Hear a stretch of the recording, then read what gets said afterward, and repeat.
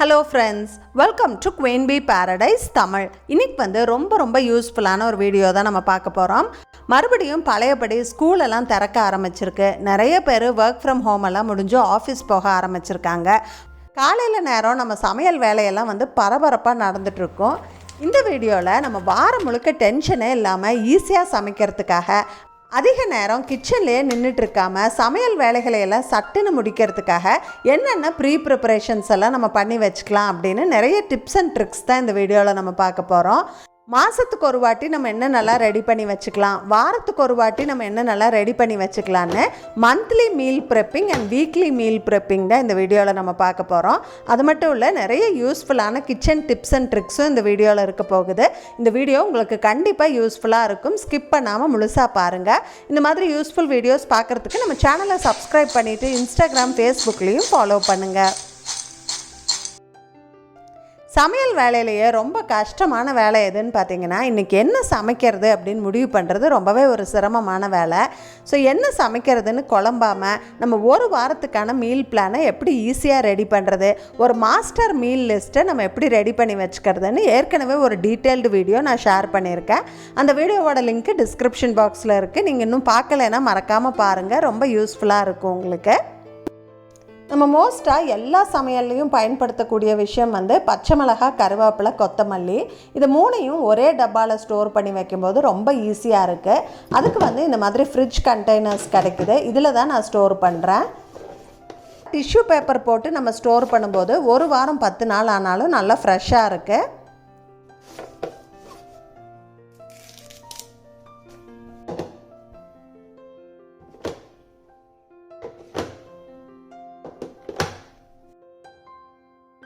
உங்களுக்கு ஒவ்வொரு முறையும் டிஷ்யூ பேப்பர் போட்டு ஸ்டோர் பண்ணுறது பிடிக்கலை அப்படின்னா நீங்கள் இந்த மாதிரி ஆர்கனைசர்ஸ் வந்து ட்ரை பண்ணலாம். இது வந்து நல்ல ஏர் டைட்டாக இருக்குது. உள்ளே வந்து இந்த மாதிரி ஒரு பிளேட் கொடுத்துருக்காங்க. இது வந்து ஒரு குட்டி ஸ்டாண்ட் மாதிரி இருக்குது. இதை வந்து உள்ளே வச்சுட்டு இதுக்கு மேலே நம்ம வந்து கீரை, கருவேப்பிலை, கொத்தமல்லி, புதினா எது வேணாலும் நம்ம ஸ்டோர் பண்ணலாம். ஒரு வாரம் வரைக்கும் கூட நல்லா ஃப்ரெஷ்ஷாக இருக்குது. இப்போ இந்த கீரை நான் வச்சு 3 நாள் ஆச்சு. நல்லா ஃப்ரெஷ்ஷாக இருக்குது பாருங்கள். கீழே இந்த பிளேட் இருக்கிறதால அந்த கீரையில் இருக்கிற ஈரமெல்லாம் இந்த மாதிரி ஸ்டோர் ஆகிருக்கு. அதனால் கீரை வந்து ஃப்ரெஷ்ஷாகவே இருக்குது. எங்கள் வீட்டில் என் ஹஸ்பண்ட்க்கும் என்னோடய குட்டீஸ்க்கும் இந்த கார்ன் வந்து ரொம்ப பிடிக்கும். அதனால் நான் கொஞ்சம் பல்காக வாங்கி பிளான்ச் பண்ணி ஃப்ரீசரில் ஸ்டோர் பண்ணி வச்சுக்குவேன்.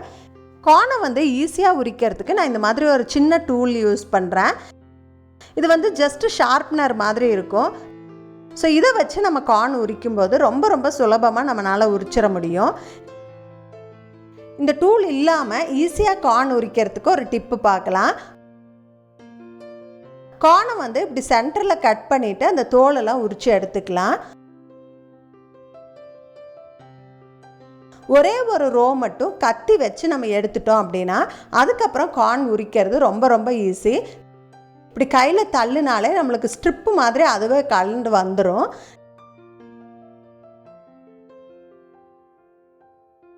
இந்த மாதிரி உரிக்கும்போது நம்ம ஈஸியாக உரிச்சிக்கலாம். இப்போ இந்த கார்னை நான் நிறைய உரித்து எடுத்து வச்சுருக்கேன். இதை நான் எப்படி ஸ்டோர் பண்ணுறேன் அப்படின்னு காட்டுறேன். ஒரு பேனில் தண்ணி கொதிக்க வச்சுருக்கேன். கொதிக்க ஸ்டார்ட் ஆகும்போது 1 டேபிள் ஸ்பூன் அளவு உப்பு, 1 டேபிள் ஸ்பூன் அளவு சர்க்கரை சேர்த்துக்கிறேன். தண்ணி கொதிக்க ஆரம்பிச்சிருக்கு. இந்த கார்ன் சேர்த்துக்கிறேன். நல்லா கொதிக்க ஆரம்பிச்சிருச்சு. 2 நிமிஷம் நல்லா கொதிக்க விட்டால் போதும். அதுக்கப்புறமா நம்ம ஸ்டவ் ஆஃப் பண்ணிடலாம். இதை இப்போ வடிகட்டி எடுத்துக்கிறேன்.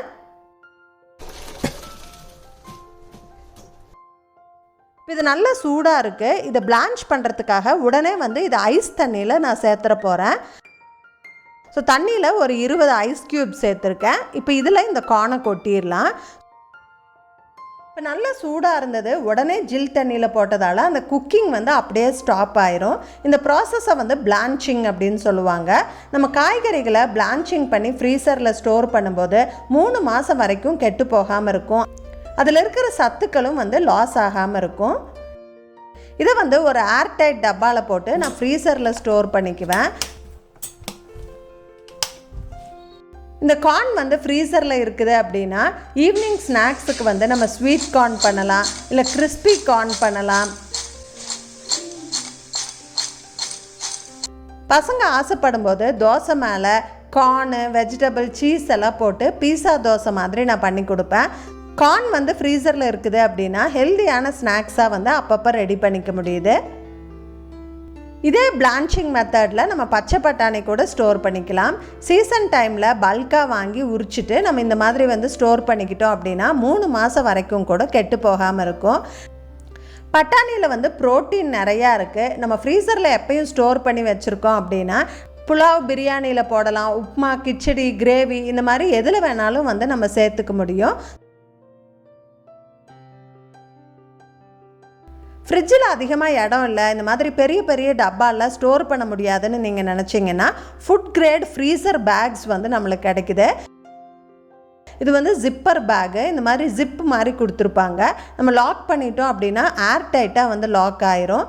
இந்த மாதிரி பல்காக ரெடி பண்ணும்போது கார்ன் பீஸ் எல்லாம் வந்து நான் இந்த ஜிப்பர் பேக்கில் ஸ்டோர் பண்ணிக்குவேன்.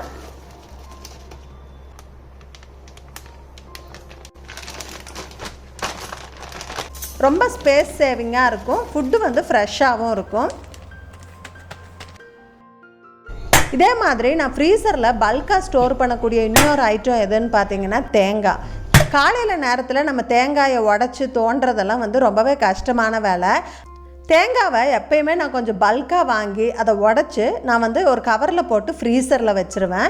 கொஞ்சம் நேரம் ஃப்ரீசரில் இருந்ததுக்கப்புறமா எடுத்து நம்ம தோண்டுனா இந்த மாதிரி ரவுண்டாக நம்மளுக்கு கிடச்சிரும். இதை வந்து இந்த மாதிரி பீசஸாக வெட்டிட்டு நான் வந்து ஜிப்பர் பேக்கில் போட்டு ஸ்டோர் பண்ணிக்குவேன்.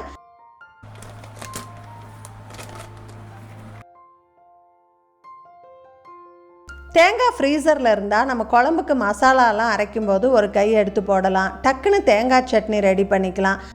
ரொம்ப யூஸ்ஃபுல்லாக இருக்குது. பொரியலெல்லாம் சேர்த்துறதுக்காக ஒரு பேட்சை வந்து மிக்சியில் போட்டு தண்ணியெல்லாம் சேர்த்தாமல் இந்த மாதிரி ஓட்டி எடுத்துக்குவேன். இது வந்து துருவன தேங்காய் மாதிரி இருக்கும். இதையும் ஜிப்பர் பேக்கில் போட்டு நான் வந்து ஸ்டோர் பண்ணிக்குவேன். இப்போ பொரியலெல்லாம் சேர்த்தும் போது நம்ம ஃப்ரெஷ்ஷாக தேங்காய் உடச்சி நம்ம துருவெல்லாம் தேவையில்லை. இதை கொஞ்சமாக இந்த மாதிரி கட் பண்ணி எடுத்து நம்ம சேர்த்துக்கலாம்.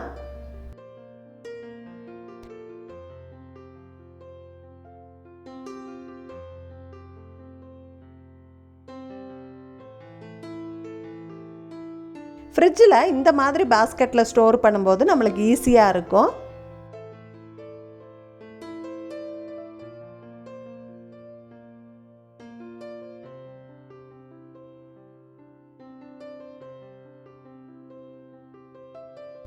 அடுத்து நான் பல்காக ஸ்டோர் பண்ணக்கூடிய ஐட்டம் வந்து பார்த்திங்கன்னா லெமன்.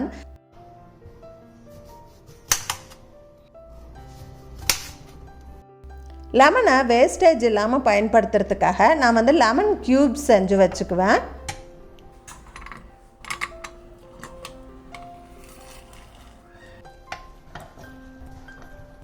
இந்த ஜூஸர் வந்து 4-5 வெரைட்டி ஜூஸ் பிழியறதுக்கு நம்ம யூஸ் பண்ணிக்கலாம். இதோட ரிவ்யூ வந்து ரீசெண்டாக நம்ம சேனலில் நான் போஸ்ட் பண்ணியிருந்தேன்.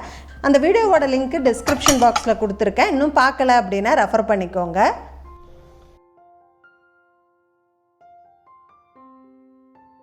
இதை வந்து ஐஸ் ட்ரேயில் ஊற்றி ஃப்ரீஸ் பண்ணிக்க போகிறேன். இது வந்து பார்த்திங்கன்னா பாப்அப் ஐஸ் ட்ரே. நம்ம இந்த மாதிரி புஷ் பண்ணி எடுத்துக்கலாம், ரொம்ப ஈஸியாக இருக்கும்.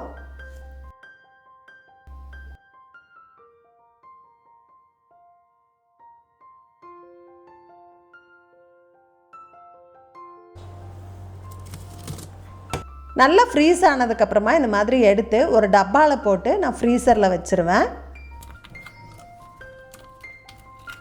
ஃப்ரீசரில் வச்சா 2-3 மாதம் ஆனாலும் கெட்டு போகாது. இப்போ லெமன் ரைஸ் பண்ணணும் அப்படின்னா டக்குன்னு 4-5 க்யூப் எடுத்து நம்ம யூஸ் பண்ணிக்க முடியும். ரொம்ப ஈஸியாக இருக்குது.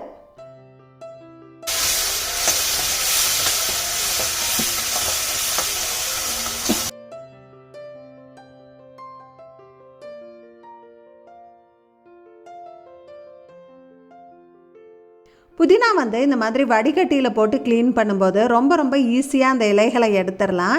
இந்த வேலை வந்து எங்கள் வீட்டில் எங்கள் குட்டி பையன் தான் எப்பயும் செய்வான். அவனுக்கு இது ரொம்ப பிடிக்கும். அதனால் அவன் டிவி பார்த்துட்டு இருக்கும்போது பக்கத்தில் வடிகட்டியும் புதினாவும் நான் வச்சுட்டேன் அப்படின்னா அவன் எனக்கு ஈஸியாக க்ளீன் பண்ணி கொடுத்துருவான்.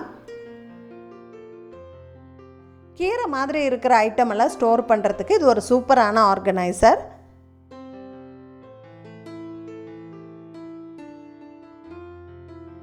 நான் டைம் கிடைக்கும்போது சின்ன வெங்காயத்தை கொஞ்சம் உரித்து ஸ்டோர் பண்ணி வச்சுக்குவேன். அது சமையலுக்கு ரொம்ப ஈஸியாக இருக்கும். சின்ன வெங்காயம் உரிக்கிறது சிரமமாக இருக்குது அப்படின்னு நீங்கள் நினச்சிங்கன்னா அதை ஒரு 15லேருந்து 20 நிமிஷம் இந்த மாதிரி தண்ணியில் நல்லா ஊற வச்சுட்டு அதுக்கப்புறம் உரித்து பாருங்கள். ரொம்ப ஈஸியாக இருக்கும் உரிக்கிறது.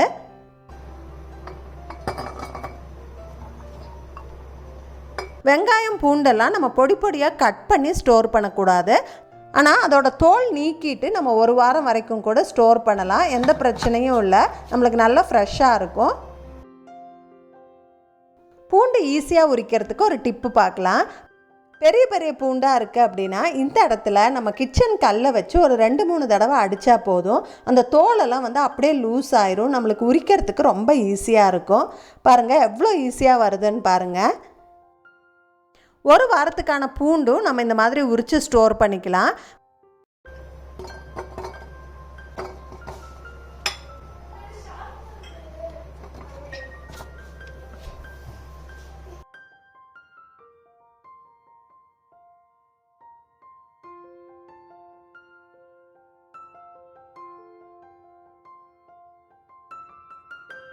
ஒரு வாரத்துக்கு தேவையான இஞ்சியை க்ளீன் பண்ணி இந்த மாதிரி தோல் சீவிட்டு சின்ன சின்னதாக கட் பண்ணி நான் ஸ்டோர் பண்ணிக்குவேன்.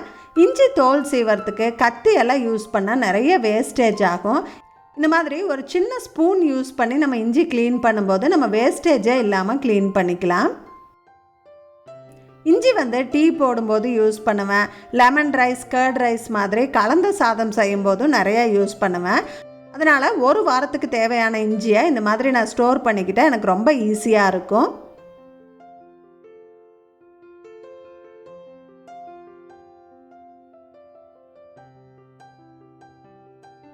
இப்போ நான்வெஜ் சமையலையெல்லாம் ரொம்ப ரொம்ப ஈஸியாக டேஸ்டியாக ஆக்கிறதுக்காக ஒரு செட்டிநாடு மசாலா பொடி தான் நம்ம பார்க்க போகிறோம். இந்த பொடி நம்மக்கிட்ட இருந்தது அப்படின்னா ரொம்ப டேஸ்டியான நான்வெஜ் ரெசிபீஸை எல்லாம் ஒரு 20-25 நிமிஷத்தில் நம்மளால் பண்ணிட முடியும். இந்த பொடி பண்ணுறது ரொம்ப ரொம்ப ஈஸி. ஒரு பேனை மீடியம் ஃப்ளேமில் வச்சுட்டு ஒரு 12 கிராம்பு, 8 ஏலக்காய், கொஞ்சம் கல்பாசி, 3 ஸ்டார் அனீஸ், 3 ஜாவித்ரி, 3 இன்ச் அளவு பட்டை, 2 டேபிள் ஸ்பூன் குருமிளகு, 4 டேபிள் ஸ்பூன் சீரகம் இதெல்லாம் சேர்த்து நல்லா சூடாகிற வரைக்கும் வறுத்துக்கணும். இதில் 10 டேபிள் ஸ்பூன் அளவு மல்லி விதை சேர்த்துக்கிறேன். இது எல்லாமே சேர்ந்து நல்லா சூடாகி நல்ல வாசனை வர அளவுக்கு வறுத்துக்கணும். கடைசியாக 1/2 கப் அளவுக்கு ட்ரை கோகனட் பவுடர், அதாவது தேங்காய் பொடி அப்படின்னு கடையில் கிடைக்கும், அது சேர்த்துக்கிறேன். இது ஒருவேளை உங்ககிட்ட இல்லை அப்படின்னா நீங்கள் தேங்காவை துருவி எடுத்து தனியாக வறுத்துட்டு அதுக்கப்புறமா இதில் சேர்த்துக்கோங்க. இதை நல்லா ஆற வச்சு ஒரு மிக்சியில் போட்டு இந்த மாதிரி பவுட்ரு பண்ணி எடுத்துக்கலாம். இதை பாட்டிலில் போட்டு ஸ்டோர் பண்ணிக்கலாம். இதை ஃப்ரிட்ஜில் வச்சா 2 மாதம் வரைக்கும் கூட கெட்டு போகாமல் இருக்கும். இப்போ இந்த பொடியை பயன்படுத்தி நான்வெஜ் ஐட்டமெல்லாம் ஈஸியாக டேஸ்டியாக எப்படி சமைக்கிறது அப்படின்னு பார்க்கலாம். ஒரு குக்கரில் 1 கிலோ அளவு மட்டன் எடுத்திருக்கேன். இதில் 1 டேபிள் ஸ்பூன் அளவு உப்பு, 2 டேபிள் ஸ்பூன் அளவுக்கு இஞ்சி பூண்டு பேஸ்ட்டு சேர்த்துக்கிறேன். மஞ்சள் பொடி 1/2 ஸ்பூன், மிளகாய்த்தூள் 2 ஸ்பூன் சேர்த்துக்கிறேன். உங்களுக்கு காரம் அதிகமாக வேணும்னா நீங்கள் அதிகமாக சேர்த்துக்கலாம். மட்டன் சாஃப்டாக வேகிறதுக்காக 1/2 கப்பு தயிர் சேர்த்துக்கிறேன். இதில் 1/4 டம்ளர் மட்டும் தண்ணி ஊற்றினா போதும், ஏன்னா மட்டன்லேருந்தும் தண்ணி வெளியில் வரும். இப்போ குக்கரை க்ளோஸ் பண்ணி வெயிட் போட்டு 6 விசில் வர்ற அளவுக்கு நம்ம குக் பண்ணணும். விசில் அது ஆறுறதுக்குள்ளே நம்ம தேவையான வெங்காயம், தக்காளி எல்லாம் கட் பண்ணி எடுத்துக்கலாம். மட்டன் நல்லா சாஃப்டாக வந்திருக்கு. நம்ம 1/4 டம்ளர் தண்ணி தான் சேர்த்துனோம், ஆனால் மட்டன்லேருந்து நிறைய தண்ணி வெளியில் வந்திருக்கு.